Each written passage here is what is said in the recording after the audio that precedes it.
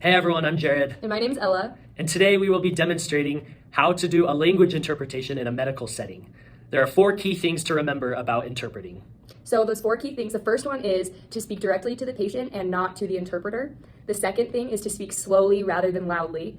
The third is to speak at an even pace and in short segments. And the fourth is to assume and insist that everything you say is interpreted.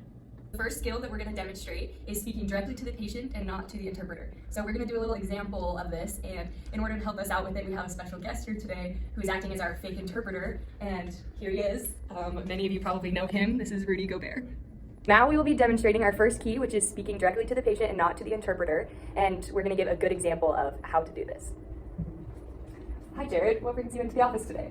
Hallo, ja, ich habe einen Kopfschmerz. Es tut sehr weh und ich weiß nicht, wie ich es bekommen habe. So Jared has just said that he has a headache and it's really hurting him. We are going to be demonstrating a good example of the second key, which is speaking slowly rather than loudly.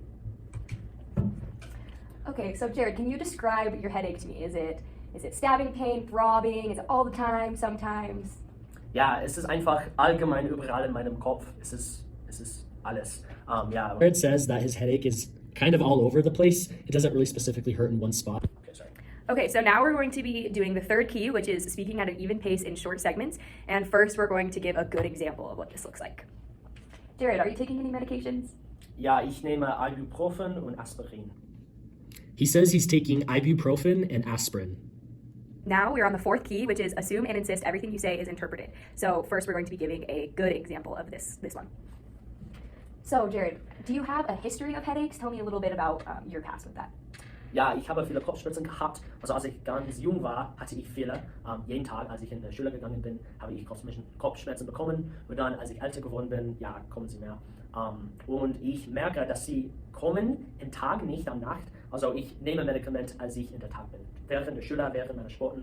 Und ich habe auch bemerkt, dass ich viel Wasser trinken muss, um das zu helfen. Also es ist im Tag, aber ja, mein ganzes Leben habe ich Kopfschmerzen gehabt.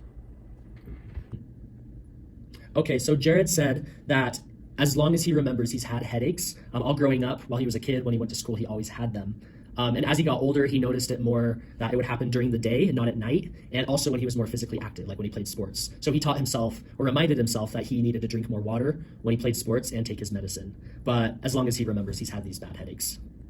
All right, we want to thank Rudy for coming in to help us. Thank you so much, Rudy, for teaching us how to speak directly to the patient and not the interpreter, to speak slowly rather than loudly, to speak at an even pace in short segments, and to assume and insist that everything you say is interpreted. Yeah, healthcare interpreters are really important because they can help to reduce liability, they can help to ensure appropriate utilization and increase client adherence and satisfaction with services.